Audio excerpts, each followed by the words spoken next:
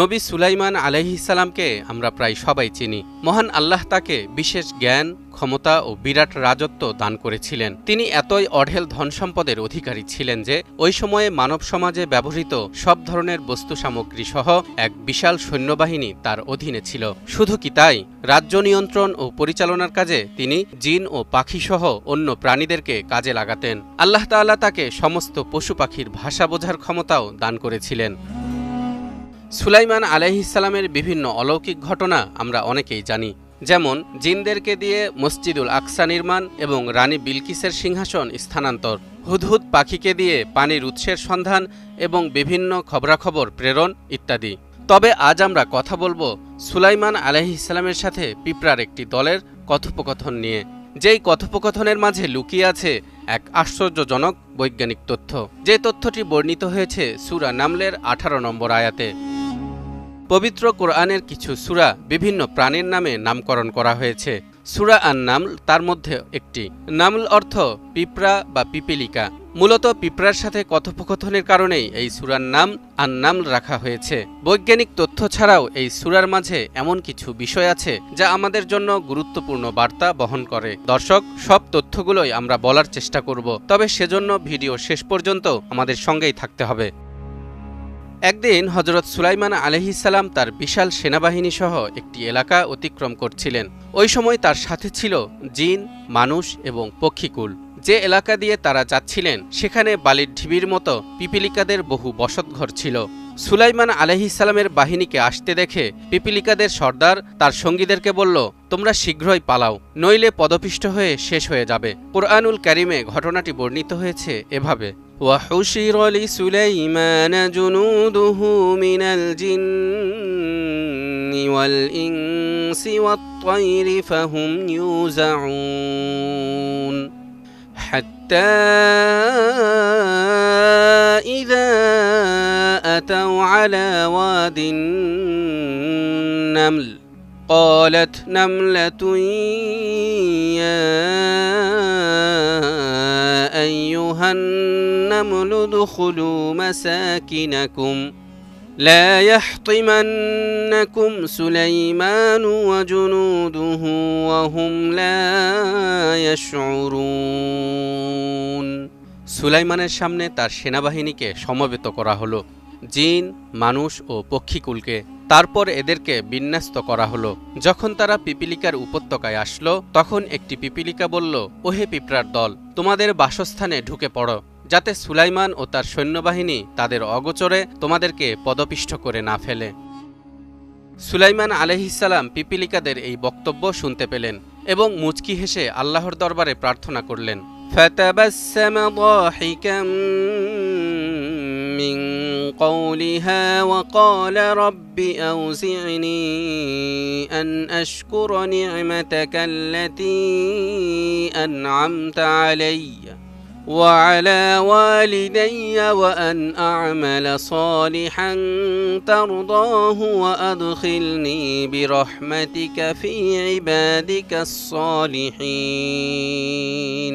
সুলাইমান তার কথায় মুচকি হাসল আর বলল, হে আমার প্রতিপালক, তুমি আমার প্রতি ও আমার পিতামাতার প্রতি যে অনুগ্রহ দান করেছ তার জন্য কৃতজ্ঞতা প্রকাশের আমাকে শক্তি দান করো, আর যাতে এমন সৎ কাজ করতে পারি যাতে তুমি সন্তুষ্ট হও, আর তোমার দয়ায় আমাকে তোমার সৎকর্মশীল বান্দাদের অন্তর্ভুক্ত করো।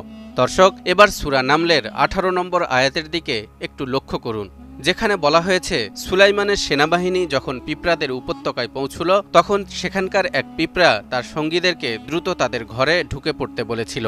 আয়াতে সেই পিঁপড়ার পরিচয় তুলে ধরা হয়েছে কলাত বলে, যা আরবি ব্যাকরণ অনুযায়ী একটি ক্রিয়াপদের স্ত্রীলিঙ্গ রূপ, অর্থাৎ পিঁপড়াটিকে কোরআনে নারী পিঁপড়া হিসেবে চিহ্নিত করা হয়েছে। এছাড়াও আয়াতে পিঁপড়ার জন্য পুরুষবাচক নামল শব্দ ব্যবহার না করে স্ত্রীবাচক নামলাহ শব্দটি ব্যবহৃত হয়েছে। এখন প্রশ্ন হলো, আয়াতে ক্রিয়াপদের পুংলিঙ্গের ব্যবহার না করে কেন বারবার স্ত্রীলিঙ্গের ব্যবহার করা হলো? 1400 বছর আগের এক কিতাবে কেন বলা হলো যেসব পিঁপড়া ঘরের বাইরে কাজ করে, সতর্ক করে, তারা সবাই নারী? বিজ্ঞান বলছে পিঁপড়াদের সমাজ ব্যবস্থা অত্যন্ত গঠনমূলক। তাদের সমাজে 3 শ্রেণীর পিঁপড়া রয়েছে: রানী পিঁপড়া, পুরুষ পিঁপড়া ও শ্রমিক পিঁপড়া। শ্রমিক পিঁপড়া কখনো ডিম দেয় না, তারা সবসময় খাবার সংগ্রহ করে, বাসা বানায় আর লড়াই করে। আর আশ্চর্যের বিষয় হচ্ছে সব শ্রমিক পিঁপড়া নারী। রানী পিঁপড়া তাদেরকে নেতৃত্ব দেয়। পুরুষ পিঁপড়া কেবল প্রজননের জন্য জন্মায় এবং সাধারণত এদের ডানা থাকে। আর যেসব পুরুষ পিঁপড়ার ডানা থাকে না তারা বাইরেও যায় না, খাবার সংগ্রহের কাজও করে না। সম্প্রতি বিজ্ঞান বিষয়ক এক সাময়িকীতে পিঁপড়াদের সমাজ ব্যবস্থার উপর এক গবেষণা প্রতিবেদন প্রকাশিত হয়েছে। এতে বলা হয়েছে, wingless males do not participate in the taking care of the brood and active foraging outside the nest. অর্থাৎ ডানাবিহীন পুরুষ পিঁপড়ারা কখনোই তাদের বাচ্চাদের দেখভালের কাজে অংশ নেয় না, আবার বাসার বাইরেও যায় না, খাবারও আনে না। কাজেই কোরআনে যে পিঁপড়ার কথা বলা হয়েছে সে যেহেতু বাহিরে ছিল এবং অন্যদেরকে সতর্ক করছিল, সে অবশ্যই একটি নারী শ্রমিক পিঁপড়া, যা বিজ্ঞান সম্প্রতি নিশ্চিত করেছে। এছাড়াও আয়াতে উল্লেখিত পিঁপড়াটি যে পুরুষ নয় বরং নারী, তার আরেকটি প্রমাণ রয়েছে। আমরা একটু আগেই জেনেছি পুরুষ পিঁপড়ার ডানা থাকে। যদি এই পিঁপড়াদের ডানা থাকতো তাহলে এরা সবাই উড়ে অন্য কোথাও পালিয়ে যেতে পারত।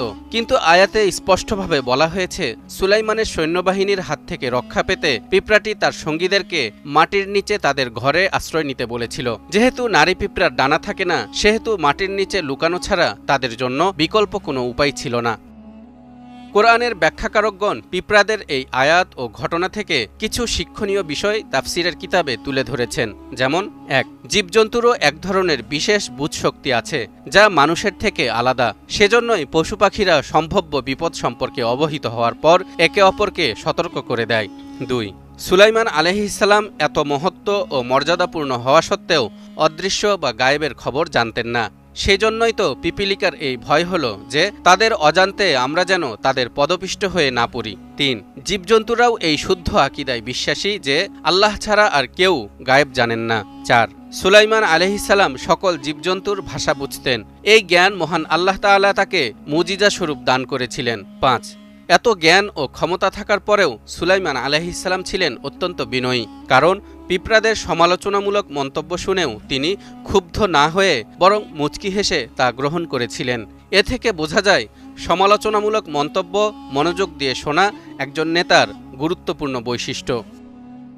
দর্শক, এবার বলুন, সূরা নামলের এই আয়াতে কি শুধুই পিঁপড়াদের গল্প বলা হয়েছে, নাকি তুলে ধরা হয়েছে জটিল এক প্রাকৃতিক বিষয়? মহান আল্লাহ তাআলা কি এমনি এমনি বিভিন্ন প্রাণীর নামে সূরা নাজিল করেছেন, নাকি এর মধ্যে লুকিয়ে রেখেছেন সূক্ষ্ম বাস্তবতা ও গুরুত্বপূর্ণ শিক্ষা? তালহা ইবনে রেজা, নিউজ 24।